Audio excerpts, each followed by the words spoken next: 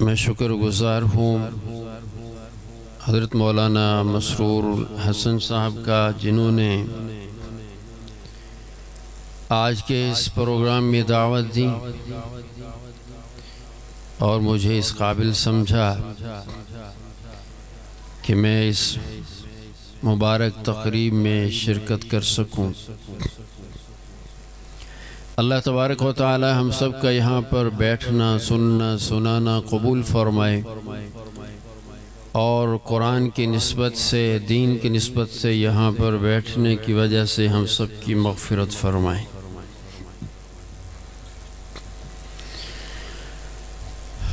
شیخ الحدیث عالم بعمل حضرت مولانا مفتی عبدالحفیظ صاحب دامت برکاتہم العالیہ نے میرے لیے ایک موضوع متعین کیا کہ نظام مصطفیٰ پر بات کروں۔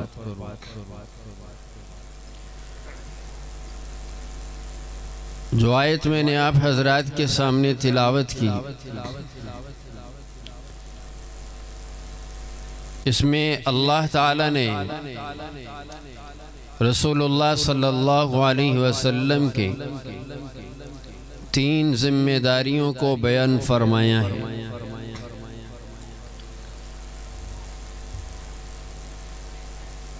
سب سے پہلی ذمہ داری یتلو علیہم آیاتہ،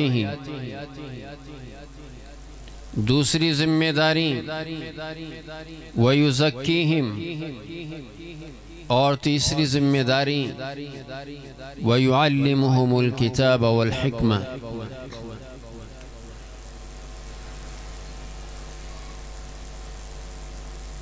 میں مختصر بات کروں گا، آپ حضرات بھی کافی دیر سے یہاں پر علماء اکرام کے بیانات سماعت فرما رہے ہیں۔ میں اپنی مختصر گفتگو میں اسی بات کو سمجھانے کی کوشش کروں گا کہ رسول اللہ صلی اللہ علیہ وسلم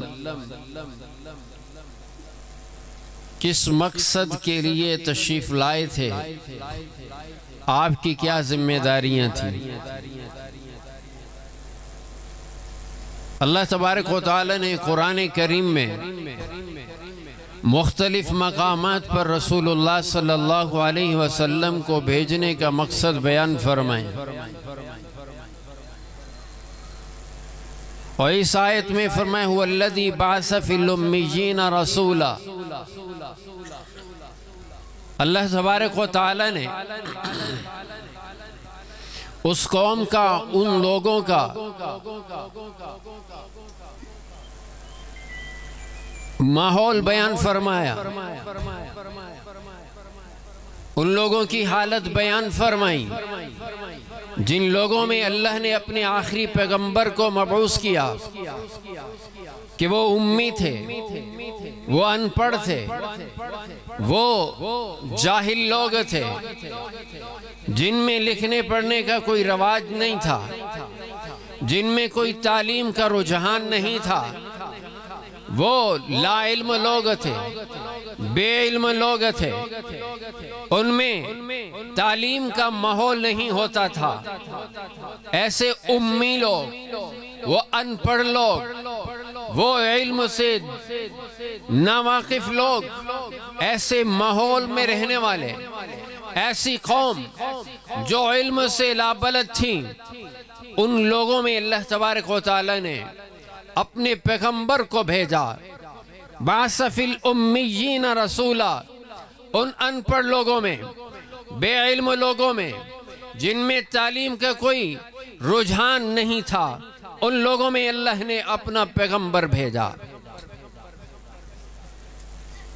یہ کمال کی بات ہے۔ کچھ سنجیدہ لوگ ہوں، کچھ پڑھے لکھے لوگ ہوں، کوئی مہذب لوگ ہوں، ان میں محنت کی جائے، سمجھایا جائے تو وہ جلد سمجھ جاتے ہیں۔ جو بے علم ہوتے ہیں، جو علم سے دور ہوتے ہیں، جو جہالت میں ڈوبے ہوئے ہوتے ہیں، ان کو کوئی بات سمجھانا آسان کام نہیں ہے۔ اللہ کے پیغمبر ان میں مبعوث ہوئے، ایسی قوم میں، وہ قوم جو دنیا میں غیر مہذب سمجھی جاتی تھی، وہ لوگ جو دنیا میں اس وقت دنیا میں غیر مہذب سمجھے جاتے تھے، کمزور سمجھے جاتے تھے، جو گرے پڑے سمجھے جاتے تھے، ان لوگوں میں اللہ نے اپنے پیغمبر کو بھیجا،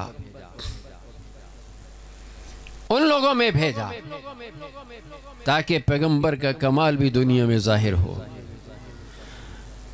ان میں اللہ نے اپنے پیغمبر کو بھیجا، بعث فی الامیین رسولا، جن کا پہلا کام یتلو علیہم آیاتی، اللہ کے احکام کو پڑھ کر سنانا، اللہ کے احکام پڑھ کر سنانا، اللہ کے احکام نافذ کرنا، اللہ کے احکام کو ان کے سامنے بیان کرنا، ان کو بتانا، شاہی حکم نامہ ان کو سنانا۔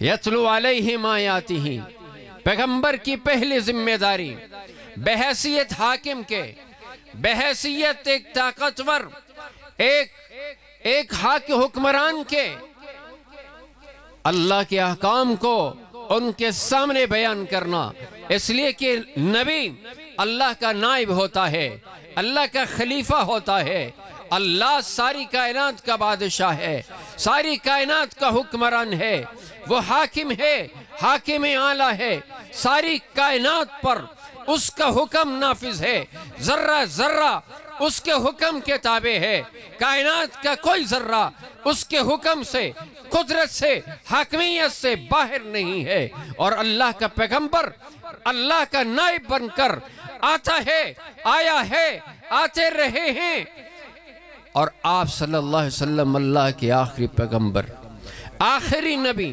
آخری خلیفہ بن کر آئے تھے، اور اللہ کے احکامات کو نافذ کرنے آئے تھے۔ جب انسانیت کی تشکیل پا رہی تھی تو رب نے فرشتوں کو کہا تھا، انی جاعل فی الارض خلیفہ، میں زمین میں اپنا خلیفہ بنانے والا ہوں، میں زمین میں اپنا نظام خلافت و حاکمیت قائم کرنے کے لیے اپنا نائب بنانے والا ہوں، اپنا نائب مبعوث کرنے والا ہوں۔ انسان کو بھیجا انبیاء کی صورت میں، اپنے علوم ان کو دے کر خلیفہ بنا کر بھیجا، حاکمیت دے کر بھیجا، جو اللہ کے نائب بن کر اللہ کی مخلوق پر اللہ کا نظام نافذ کرنے آئے تھے۔ تو پہلی ذمہ داری پیغمبر کی، خاتم الانبیاء حضرت محمد الرسول اللہ صلی اللہ علیہ وسلم کی ذمہ داری بھی یتلو علیہم آیاتہ، اللہ کے احکام بحیثیت نائب کے، بحیثیت ایک مخلوق پر ایک حاکم کے، رسول اللہ صلی اللہ علیہ وسلم لے کر آئے، اللہ کا حکم نامہ لے کر آئے، اور مخلوق پر اللہ کا حکم نامہ نافذ کرنے کے لیے آئے۔ یہ پیغمبر کی پہلی ذمہ داری ہے۔ حاکمیت، لوگ کہتے ہیں حکمرانی، حاکمیت، حکومت کا نبی سے کیا تعلق ہے؟ دین کا حکمرانی سے کیا تعلق ہے؟ دین اور حاکمیت، دین اور حکومت، دین اور سیاست، یہ الگ الگ چیزیں ہیں، جبکہ رب نے تو پہلے ہی بتا دیا تھا، انی جاعل فی الارض خلیفہ۔ انسان پیدا نہیں ہوا، رب نے کہا میں تو بھیج رہا ہوں، پیدا کر رہا ہوں نظام خلافت کے لیے، زمین میں نے خلیفہ بنانا ہے، خلافت دینی ہے۔ لوگ کہتے ہیں دین کا حاکمیت سے کیا تعلق؟ رسول اللہ صلی اللہ علیہ وسلم، بات کو سمیٹتا ہوں، رسول اللہ صلی اللہ علیہ وسلم کی شان حکمرانی اللہ نے جا بجا قرآن کریم میں بیان فرمائی ہے۔ فَلَا وَرَبِّكَ لَا يُؤْمِنُونَ حَتَّى يُحَكِّمُوكَ فِي مَا شَجَرَ بَيْنَهُمْ۔ اللہ تعالیٰ تو یہاں فتویٰ بھی ساتھ لگا رہے ہیں۔ آج کا مسلمان کہتا ہے دین اور حکمرانی کا کوئی جوڑ نہیں، کوئی تعلق نہیں، دین اور نظام حکومت الگ الگ چیزیں ہیں۔ اللہ تو کہہ رہے ہیں فلا وربک، قسم اٹھا کر فتویٰ دے رہے ہیں لا یؤمنون، وہ مومن نہیں، وہ مومن نہیں ہے۔ اور اللہ یہ بات قسم اٹھا کر فرما رہے ہیں فلا وربک، اے پیغمبر تیرے رب کی قسم، لا یؤمنون، وہ مومن نہیں، وہ ایمان کے دعوے میں سچا نہیں ہے، حتی یحکموک، اے پیغمبر جب تک کہ آپ کو حاکم تسلیم نہ کر لے، آپ کو حکمران تسلیم نہ کر لے، آپ کو اپنا فیصل اور حکم تسلیم نہ کر لیں، آپ کو قاضی اور جج تسلیم نہ کر لیں، تب تک وہ مسلمان ہی کہلانے کے مستحق نہیں ہے۔ تو آج مسلمانوں ذرا سوچو کس طریقے سے آپ لوگوں کا ذہن بدلا جاتا ہے کہ دین کا کیا تعلق حکومت سے، سیاست سے؟ دین تو نام ہے عبادت کرنے کا، نماز روزہ حج زکوٰۃ کا، بس دین تو نام ہے تسبیح پھیرنے کا، دین تو نام ہے قرآن کی تلاوت کا، دین تو نام ہے مسجد میں جانے کا۔ دین کو مسجد کی چار دیواری تک بند کر دیا گیا۔ دین چار دیواری میں بند ہونے کے لیے نہیں ہے، دین تو ساری کائنات پر پھیلا ہوا۔ دین صرف مسجد کی چار دیواری کے اندر نہیں، مسلمان دین تو تیرے اپنے اوپر بھی نافذ ہے، سر سے لے کر پاؤں تک تو اپنے آپ کو دین کے تابع کر لے۔ دین تو تیرے گھر میں بھی ہے، دین تو تیرے گھر میں بھی ہے، گھر کے اندر بھی دین کے تابع ہو کر زندگی گزارو۔ گھر کے ماحول میں کیسے رہنا ہے، کس کے ساتھ کیا برتاؤ کرنا ہے، تفصیل میں نہیں جاتا۔ دین تو تیرے محلے میں ہے، پڑوس میں بھی ہے، کس طرح پڑوس میں رہنا ہے، پڑوسی کے ساتھ کیسے رہنا ہے، محلے داری کے کیا حقوق ہیں۔ دین تو تیرے شہرداری بھی ہے، شہری کی حیثیت سے تیرے کیا فرائض ہیں۔ دین تو یہ بھی بتاتا ہے، دین تو تجھے کاروبار کرنا بھی سکھاتا ہے، تجارت کیسے ہے، کیا حقوق ہیں، زراعت کیسے ہے، ملازمت اور مزدوری کیسے کرنی ہے۔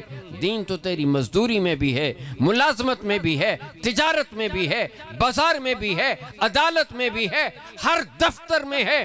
تو پولیس کا افسر ہے، وہاں بھی دین ہے، فوجی افسر ہے، وہاں بھی دین ہے، جج بن کر بیٹھا ہے، وہاں بھی دین ہے، کوئی بھی ذمہ داری پر ہے، وہاں بھی دین ہے۔ دین تو ساری زندگی پر پھیلا ہوا۔ دین کو بند کر دیا صرف جی نماز روزہ حج زکوٰۃ۔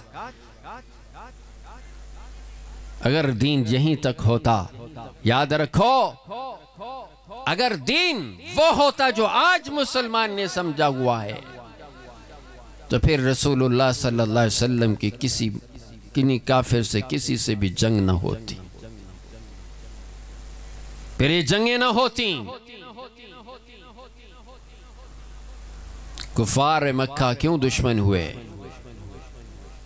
تمام پیغمبروں کی جن کی جنگیں ہوئی ہیں، قرآن کا مطالعہ کہہ رہے ہیں، جنگ اس لیے ہوئی ہے کہ پیغمبر نے وقت کے اقتدار کو للکارا ہے، وقت کے اقتدار کے خلاف بغاوت کی ہے، ان کے خلاف علم بلند کیا ہے، ان کے خلاف تلوار اٹھائی ہے۔ اسی لیے قرآن کہتا ہے کبھی پیغمبر کے مقابلے میں فرعون آ رہا ہے، کبھی پیغمبر کے مقابلے میں جالوت آ رہا ہے، کبھی پیغمبر کے مقابلے میں نمرود آ رہا ہے، کبھی پیغمبر کے مقابلے میں قوم کے سردار آ رہے ہیں۔ ہر پیغمبر ہے مقابلے میں کوئی سردار ہے، کوئی نواب ہے، کوئی بڑا ہے، کوئی بادشاہ ہے۔ پیغمبروں کا مقابلہ ان سے ہو رہا ہے۔ کیوں ہو رہا ہے؟ اس لیے کہ پیغمبر وہ دین لے کر نہیں آئے جو آج کا مسلمان سمجھتا ہے۔ پیغمبر مکمل کامل مکمل دین لے کر آئے ہیں جو ہر اقتدار کو جو چیلنج کرتے رہے، ورنہ تو تلوار اٹھانے کی کیا ضرورت تھی؟ میں آپ سے سوال کرتا ہوں، آپ سے سوال کرتا ہوں، لا الہ الا اللہ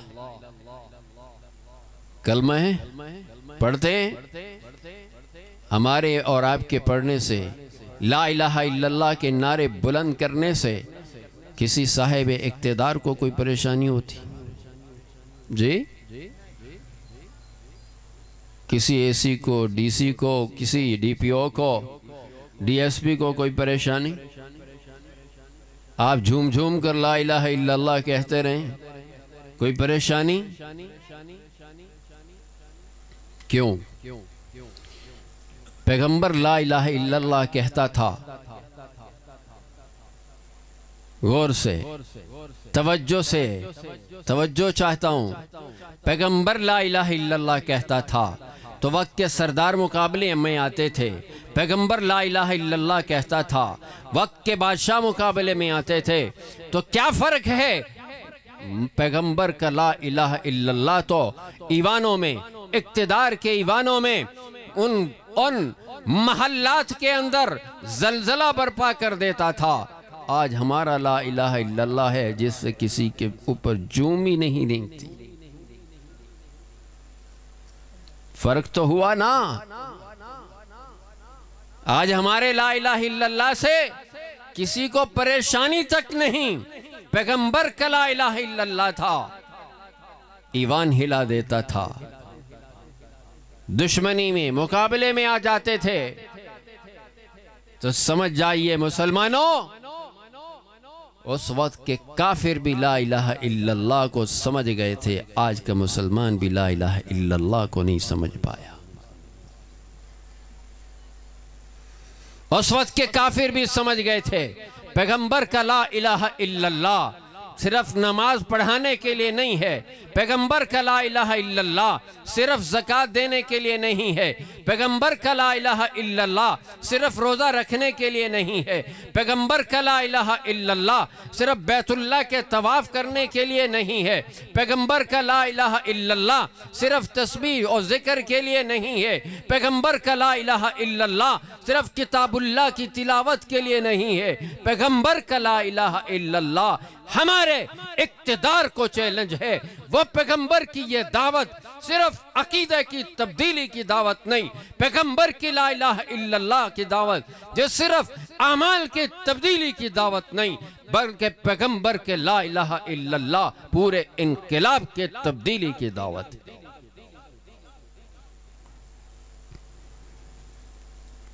والذی بعث فی الأمیین یتلو علیہم آیاتی،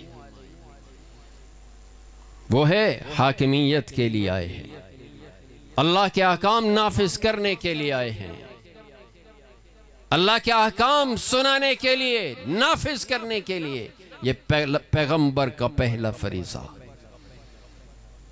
تو اس لیے بھائیو، نبی کی اس سیرت کو بھی سمجھیں۔ ہم سنتیں، سیرت کا مطالعہ کرتے ہیں، سیرت پڑھتے ہیں، سنت سمجھنے کی کوشش کرتے ہیں، لیکن وہ سنتیں جس سے کوئی تکلیف نہ ہو، جس سے کسی مصیبت اور جد و جہد میں پڑھنے کا، اس میں پڑھنے کی ضرورت نہ ہو، ایسی سنت، ایسی سیرت ہمیں محبوب ہے۔ لیکن جب باطل کے ساتھ مقابلے کی سیرت ہمیں سمجھ نہیں آتی، باطل قوتوں سے ٹکرانے کی سیرت ہمیں سمجھ نہیں آتی، باطل نظام سے مقابلہ کی سیرت ہمیں سمجھ نہیں آتی، اگر سنتیں ہیں، کس تفصیل میں جاؤں، وقت نہیں، تو یاد رکھو جہاں اور سنتیں ہیں پیغمبر کی، وہاں سنت باطل کے مقابلے میں لڑنا بھی ہے، باطل سے ٹکرانا بھی ہے، باطل قوتوں کا مقابلہ بھی کرنا ہے۔ یہ بھی نبی کی سنت، نبی کی سیرت ہے، اور یہ خاتم الانبیاء کی سیرت ہے۔ خاتم الانبیاء حضرت محمد الرسول اللہ صلی اللہ علیہ وسلم کی ختم نبوت کے صدقے آج وہ آپ کی وہ جد و جہد، آپ کی یہ سیرت کا یہ کردار، باطل کے ساتھ مقابلہ، یہ علماء کی ذمہ داری، امت مسلمہ علماء کی قیادت میں باطل سے مقابلہ کرنے کے لیے تیار ہو۔ پیغمبر تھے، امت آپ کے ساتھ کھڑی تھی، پیغمبر دنیا سے چلے گئے، کوئی اور پیغمبر نہیں آنا۔ العلماء ورثۃ الانبیاء، علماء انبیاء کے وارث ہیں۔ پیغمبر نے بتلایا علماء کا کیا کام ہے، فرمایا علماء امتی کا انبیاء بنی اسرائیل، میری امت کے علماء کی ذمہ داریاں وہ ہیں جو بنی اسرائیل کے انبیاء کی ذمہ داریاں تھیں۔ انبیاء بنی اسرائیل کے انبیاء کی ذمہ داری کیا تھیں؟ فرمایا تسوسو کانت بنو اسرائیل تسوسوہم الانبیاء، بنو اسرائیل کی سیاسی ذمہ داریاں انبیاء سنبھالا کرتے تھے۔ تو پھر ضروری ہے کہ آج اس امت میں علماء اس امت کی سیاسی ذمہ داریوں کو سنبھالیں۔ تو ختم نبوت کے صدقے جہاں اور کام علماء کے ذمہ لگے ہیں تو وہاں سیاست، حکومت، اقتدار یہ بھی علماء کی ذمہ داری ہے۔ وقت نہیں کہ میں آپ کو تفصیل سے یہ بات سمجھا سکوں۔ تو بھائیو، رسول اللہ صلی اللہ علیہ وسلم کی ذمہ داری ہے، آپ کی ذمہ داری تھی اللہ کے دین کے حکمرانی قائم کرنا، اور آپ نے اس ذمہ داری کو پورا کیا۔ آپ نے اللہ کا نظام نافذ کیا، اسی نظام کو حضرت صدیق اکبر رضی اللہ تعالیٰ عنہ نے اپنے دور خلافت میں آگے بڑھایا، اسی نظام کو حضرت عمر فاروق رضی اللہ تعالیٰ عنہ نے اپنے دور نظام و حکومت و سیاست میں اور مزید پھیلایا، دنیا پر دین کا جھنڈا گاڑ دیا۔ اسی نظام خلافت و سیاست کو حضرت عثمان غنی رضی اللہ تعالیٰ عنہ نے مزید دنیا تک آگے تک پھیلایا، بڑھایا، دین کا پرچم چہار سو لہرا دیا۔ اسی نظام خلافت و سیاست کو حضرت علی المرتضیٰ رضی اللہ تعالیٰ عنہ نے سنبھالا، اسی نظام خلافت و سیاست کو حضرت امیر معاویہ رضی اللہ تعالیٰ عنہ نے چہار دانگ عالم میں پھیلا دیا، قائم کر دیا، دنیا کو بتا دیا کہ ہمارے پیغمبر کی جد و جہد یہی تھی، ہمارے پیغمبر کا مقصد یہی تھا کہ ساری دنیا میں دین غالب ہو جائے۔ تو آج کا مسلمان نہیں سمجھتا، آج کا مسلمان نہیں سمجھتا۔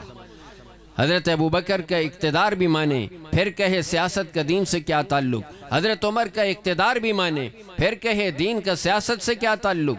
حضرت عثمان غنی کا اقتدار بھی مانے، پھر کہے سیاست اور دین کا کیا تعلق۔